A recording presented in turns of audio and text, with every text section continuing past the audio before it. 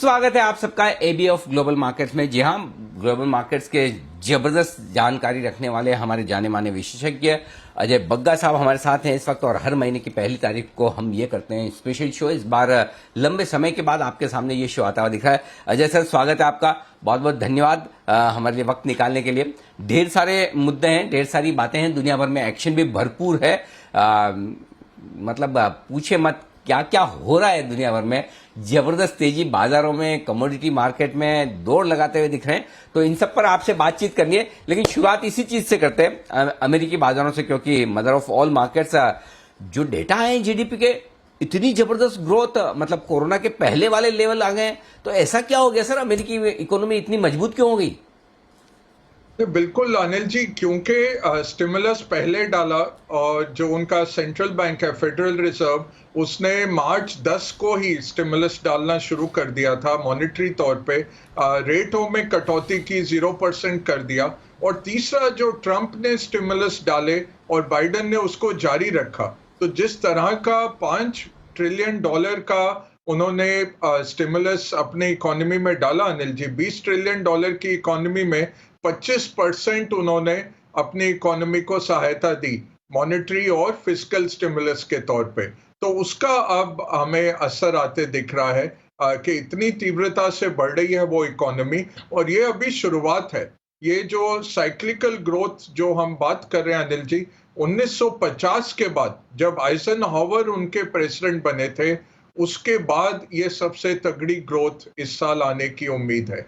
वो world war 2 के बाद की ग्रोथ थी। अब जो आ रहा है पैंडेमिक के बाद, एक बहुत जबरदस्त ग्रोथ आ रही है। काफी उनको हानि हुई पैंडेमिक से, लगभग 3 करोड़ उनकी आबादी संक्रमित हुई, 5 लाख से ज्यादा लोग दुर्भाग्यवश अपनी जान से हाथ खो बैठे। बट जिस तरह का उन्होंने स्टिमुलस डाला और जो पॉलिसीज उनकी सरकार लेके आई, उससे बहुत उम्दा उनकी ग्रोथ आ रही है। और इस क्वार्टर में अनिल जी, अप्रैल से जून के क्वार्टर में उम्मीद है कि शायद 6 से 7% के बीच में ग्रोथ हो सकती है। पूरे साल के लिए ग्रोथ और भी अच्छी आएगी।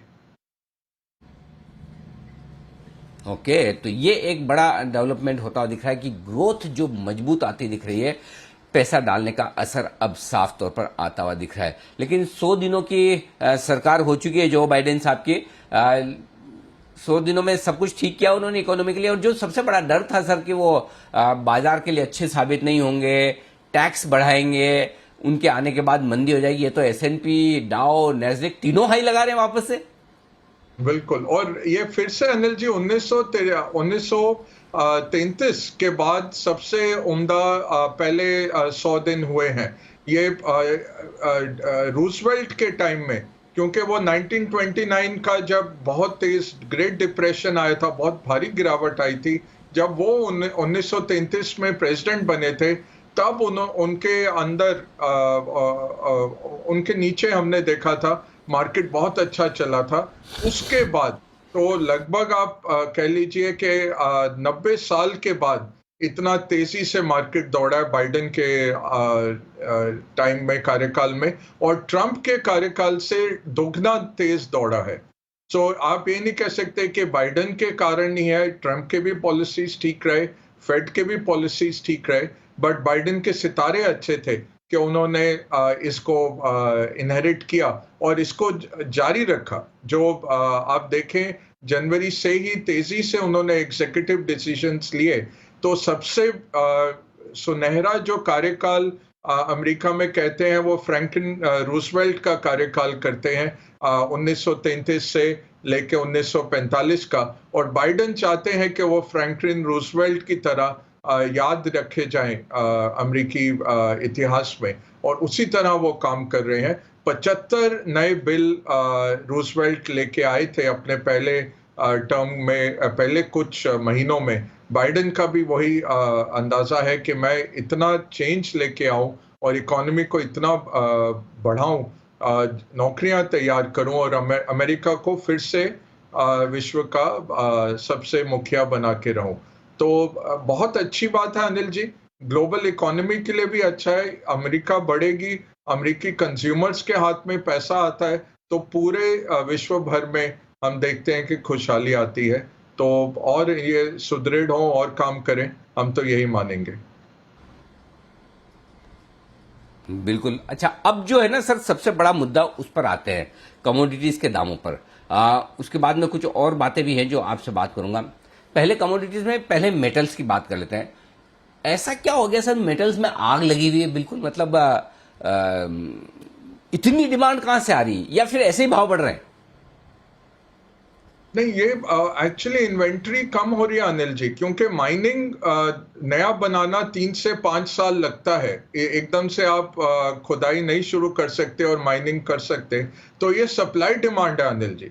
और अंदर से इन्वेंट्री भी खत्म हो रही है। चाइना स्ट्रेटेजिक रिजर्व्स रखता है एल्यूमिनियम के, आयरन ओर के, स्टील के। उससे भी वो रिलीज करते रहे हैं, बट उसके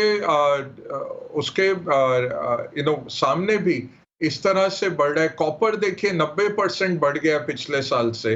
अब कॉपर का है कि एक तो है ये जो ग्लोबल इकोनॉमी की रिकवरी है, उसमें हर जगह कॉपर लगता है, मकानों से लेके इलेक्ट्रिक व्हीकल से सोलर पैनल को कनेक्ट करने में, ट्रांसमिशन ग्रिड बनाने में, हर जगह कॉपर की खपत है। अब कॉपर इतना तेजी से बढ़ गया, एल्यूमिनियम देखिए, स्टील देखिए, बाकी छोटे मेटल्स भी देखिए, निकल हो, जिंक हो, सिल्वर बड़ी तेजी से बढ़ा है, वो भी इंडस्ट्रियल जो खपत है सिल्वर की वो बढ़ा रही है। तो मेटल्स का जो ट्रेड है वो है global recovery, global supply and demand, और क्योंकि आपके पास नई माइंस नहीं आई है, और उसका बड़ा कारण है 2008। अगर आप इसको 20 साल के नजरिए से देखें अनिल जी, 2008 तक बहुत कैपेक्स हो रहा था कमोडिटी क्षेत्र में। 2008 के बाद ये माइनर्स ने क्या किया कि अंडर स्पेंड करने लग गए, तेल में भी, मेटल्स में भी, और नए माइनिंग्स आए नहीं, क्योंकि सबको लगा कि विश्व में सप्लाई ज्यादा है, डिमांड कम है, और उसके चलते अंडर इन्वेस्टमेंट हो गया पिछले 12 साल का। अब उसका खामियाजा आ रहा है कि एकदम से सप्लाई कम है और डिमांड इतनी तेजी से बढ़ रही है ग्लोबल रिकवरी की, क्योंकि 80 ट्रिलियन डॉलर की ग्लोबल इकोनॉमी में लगभग 25 ट्रिलियन डॉलर का स्टिमुलस डाला गया। अगर आप सब कुछ काउंट करें, सारे बैंक्स, विश्व भर के सेंट्रल बैंक्स और सारी गवर्नमेंट्स का फिस्कल डेफिसिट अगर आप जोड़े पिछले साल का, तो 25 ट्रिलियन डॉलर्स का एक बड़ा निवेश बनता है। अब इस तरह का पैसा जब आता है मार्केट में, इकोनॉमी में, तो वो भागता है प्रोडक्ट्स के पीछे, कंज्यूम करने के पीछे, या नई नई चीजें बनाने के पीछे। इस सब में कमोडिटीज का हाथ रहता है। अगर आप देखिए, कंज्यूमर ड्यूरेबल वाली कंपनी होती है, उसका 50 से 60% लागत कमोडिटी रहता है। अगर आपकी एफएमसीजी कंपनी होती है, ब्रिटानिया हो गई, हिंदुस्तान लीवर, बिस्किट बनाने वाली, तेल साबुन बनाने वाली, ऐसी कंपनियों का लगभग 30% कमोडिटी से आता है। सीमेंट की कंपनियां देखें, 20 से 30% सीधा उसका पेटकोक या कोल का कॉस्ट है, जो कि $60 था, आज $110 पे आ गया पेटकोक और जो कोल है। आप स्टील की कंपनियां देखें, आयरन ओर है और उसमें साथ कोयला है। तो आयरन ओर को जला जला के प्योरीफाई करके आप और कोयले से वो आता है। तो थर्मल कोक हो गया आपका, कोकिंग कोल हो गया, पेटकोक हो गया, सबकी कीमतें बढ़ती जा रही हैं। तो ये डिमांड सप्लाई है। और एक नजरिया और देना चाहूंगा अनिल जी, 200 साल का जो विश्लेषण करते हैं कमोडिटी एक्सपर्ट्स, 227 सालों में ये 7th सुपर साइकिल है कमोडिटीज की। लास्ट 10 सालों में अगर आप कमोडिटी का रिटर्न देखें, 2011 से 2021 -3% है साल दर साल। अब जो है पिछले साल से जून, आप ले लीजिए जून 2020 से ये कमोडिटी सुपर साइकिल शुरू हो गई है, और ये 8 से 10 साल ये जारी रह सकती है। तो मेटल अभी भी दौड़ेंगे। तेल पे सिर्फ इशू है कि ईरान अगर आ जाता है तो वो 2 मिलियन बैरल पर दिन का ईरान का खपत जो है, जो प्रोडक्शन है, वो आ जाएगा मार्केट में। तो तेल इसलिए अंकुश में है, नहीं तो तेल भी आज $80 पे होता और बाकी कमोडिटीज तो भाग रहे हैं। इसके साथ एग्री कमोडिटीज भी भाग पड़े अनिल जी, वो भी डिमांड सप्लाई है, क्योंकि फ्रांस में, ब्राजील में खेती कम हुई, उसके चलते जो कॉर्न होता है, मक्का होता है, जो कि ज्यादातर जानवरों को खिलाया जाता है बाहरी उसी देशों पे में। एक चीज जी जी बग्गा जी साहब, जी अनिल। उसी पे एक राय लेना चाहता हूँ। चलो ये मेटल और ये बाकी सारी तो समझ में आता है कि भाई ये तो कमोडिटी कहीं न कहीं बिजनेसेस वगैरह में काम में आती है ये सारी चीजें, लेकिन कौन सा हम और आप शुगर ज्यादा खाना चालू कर दिए हैं, कौन सा हम जी कौन मकई ज्यादा खा रहे हैं, खाने पीने का तेल, मतलब कौन सी कॉफी, चाय, मतलब हर एक चीज के दाम बढ़ रहे हैं। मतलब ये तो ग्लोबली ऐसा, मतलब ऐसी क्या एग्री कमोडिटीज में भी है वही सुपर साइकिल चल रहा है क्या, 8वां 7वां 8वां जो आपने बताया अभी? जी बिल्कुल, एग्री कमोडिटीज भी अनिल जी, और उसके पीछे कुछ कारण है कि एक तो बरसात का फेलियर हुआ, ब्राजील, फ्रांस, कॉफी उत्पादक देश, आपके अफ्रीका के, थोड़ा प्रॉब्लम उधर आया। शुगर देखिए, 60% शुगर बढ़ गई। अभी लोग तो ये कह रहे हैं कि भाई कोका कोला या पेप्सी तो कम हो गया होगा, स्कूली बच्चे नहीं जा रहे, अब घर पे लोग कितना खपत कर रहे होंगे, बट ये सच है 60%। मेरे मदर हर वक्त कहते हैं ये एडिबल ऑयल कितना बढ़ गया, खाने का ऑयल या पूजा में जो यूज करते हैं ऑयल, उसकी कीमतें ऐसे बढ़ गई हैं।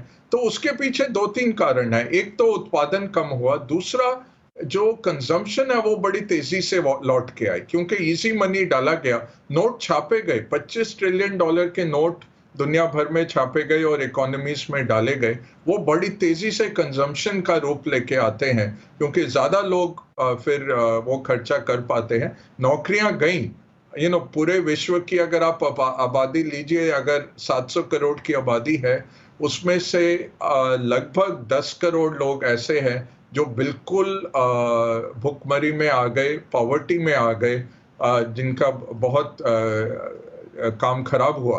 काफी लोग ऐसे हैं जिनकी तनख्वाहें कम हुई, बट ज्यादातर लोग ऐसे हैं जिनका बेटर हो गया पिछले साल के मुकाबले।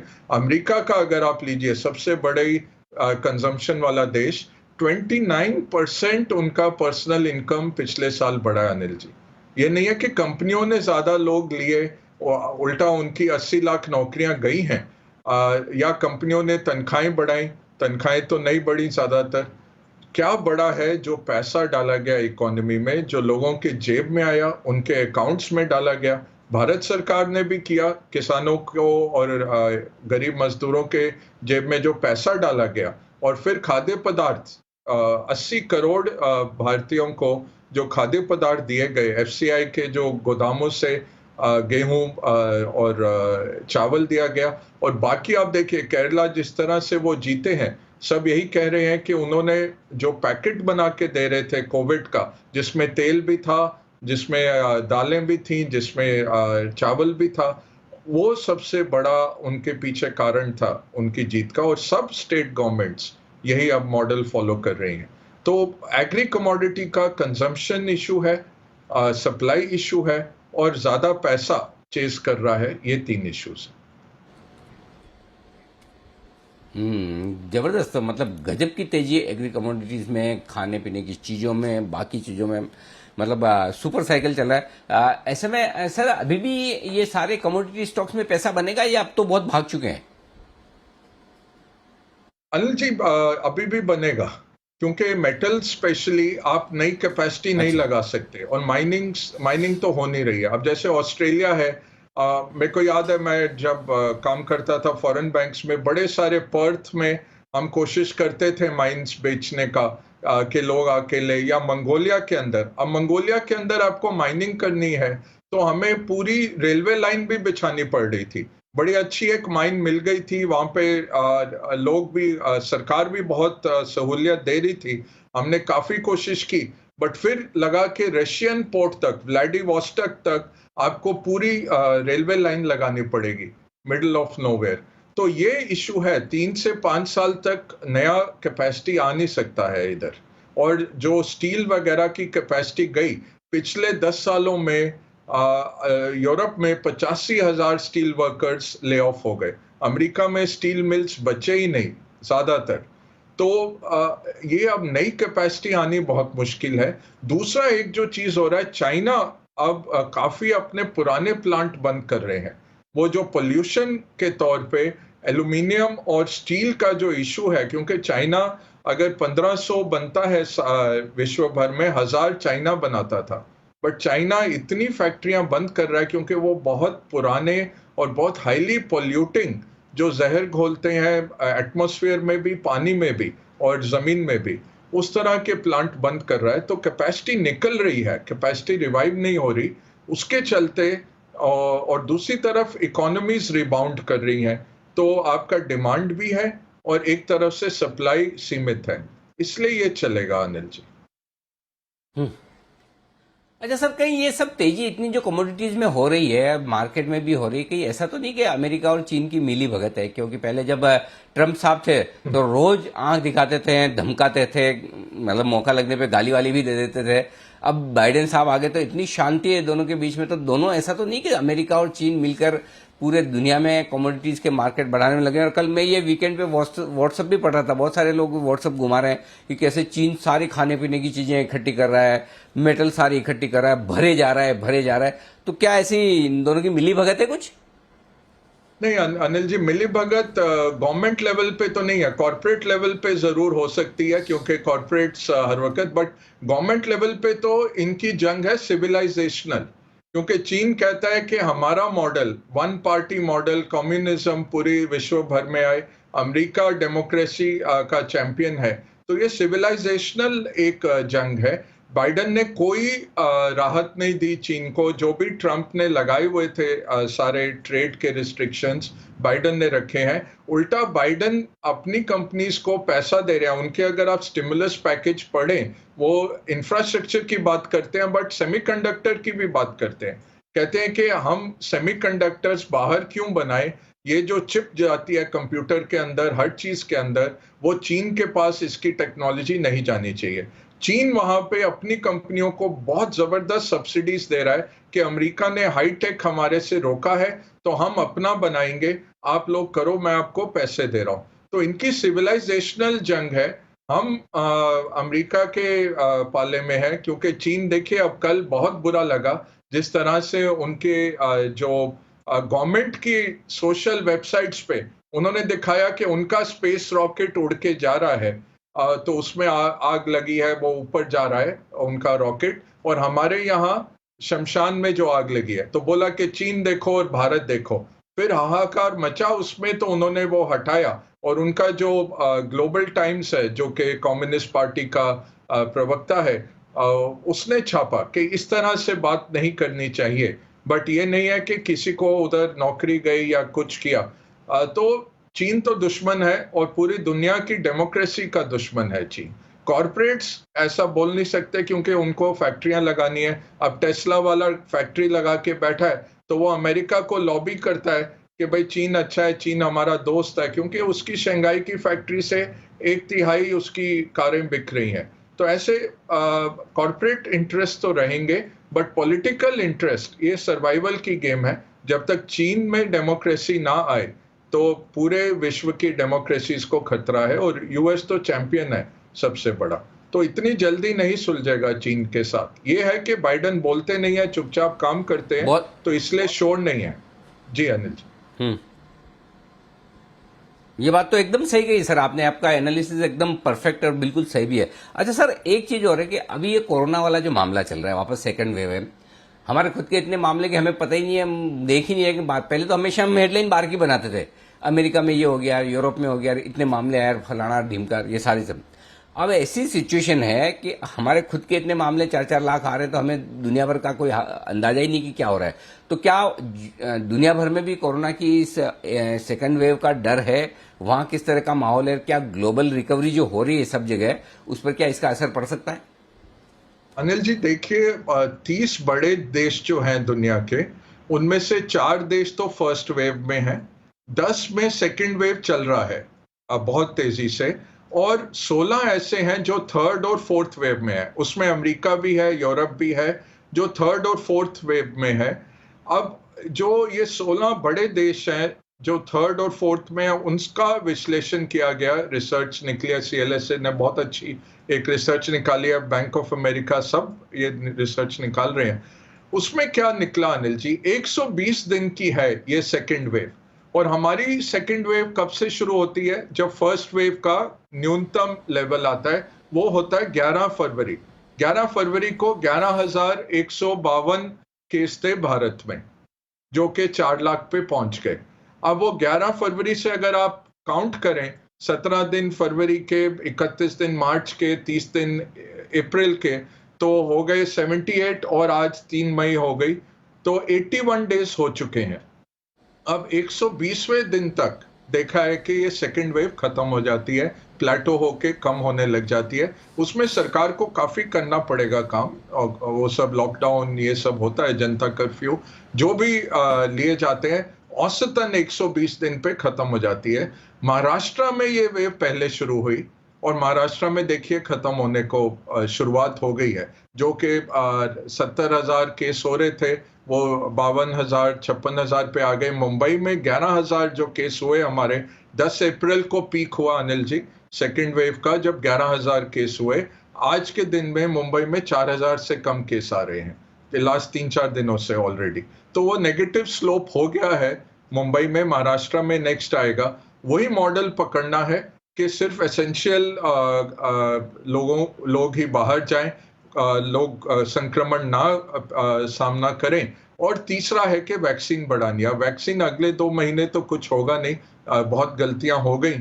और सबसे बड़ा अब जो फ्रस्ट्रेशन है कि स्पुतनिक भी जो तैयार है, जो आपने ओके किया है, कल वो रशियन ने बोला कि हमें अभी भी मिले नहीं है अप्रूवल। 6 कंपनियां तैयार हैं जिनकी फैक्ट्रियां जो स्पुतनिक वैक्सीन बना सकती हैं।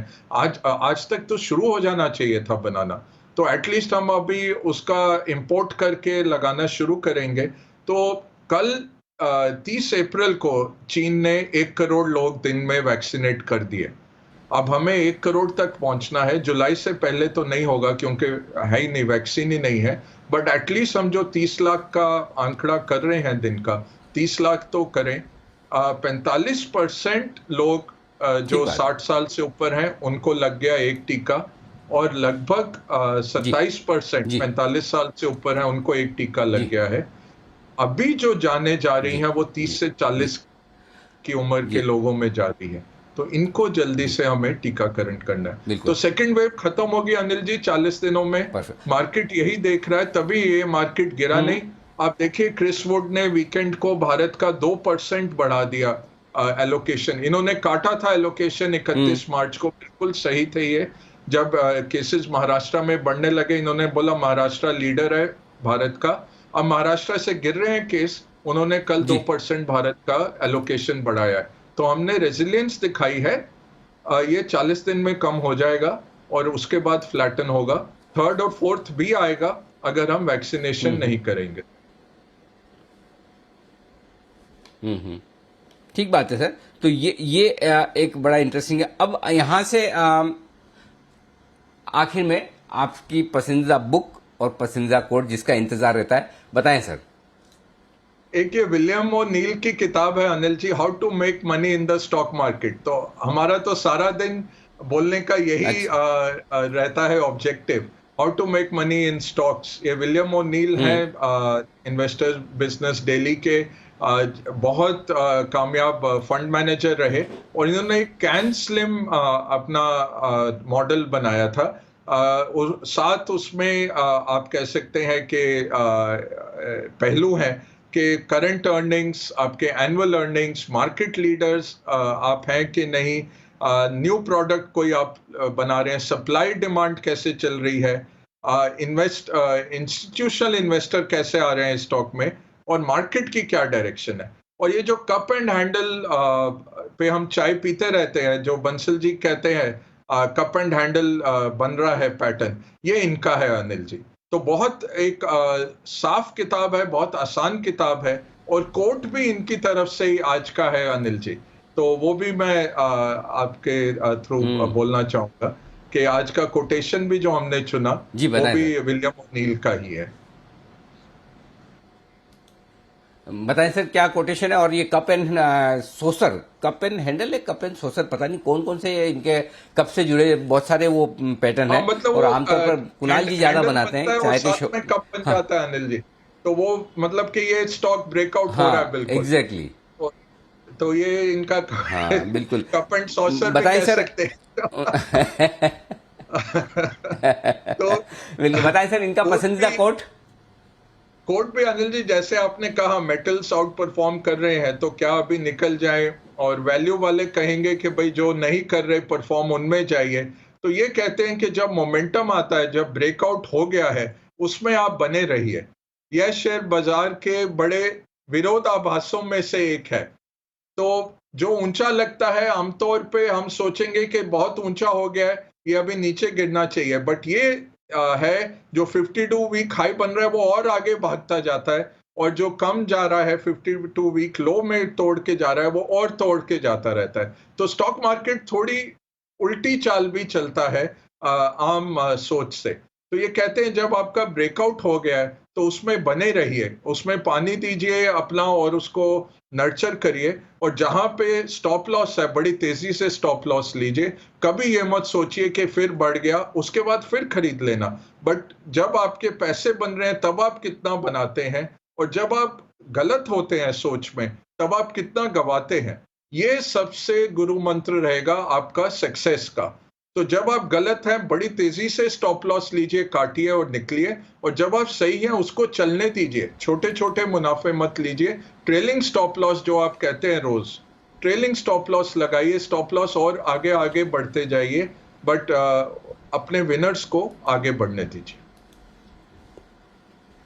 बिल्कुल, तो ये है आपके लिए मंत्र इस वक्त विलियम और नील की तरफ से। बहुत बहुत शुक्रिया बग्गा साहब हमारे लिए वक्त निकालने के लिए, और एबी ऑफ ग्लोबल मार्केट्स में पूरा दुनिया भर के बाजारों का, इकोनॉमी का और उनकी स्ट्रेटेजी का विश्लेषण देने के लिए। हर महीने की 1 तारीख को फिर से आपसे होगी मुलाकात, और उससे बीच मुलाकातों का सिलसिला चलता रहेगा। आज के लिए बहुत बहुत धन्यवाद। इस खास शो में इतना ही, बने रहिए आप सब जी बिजनेस के साथ। नमस्कार।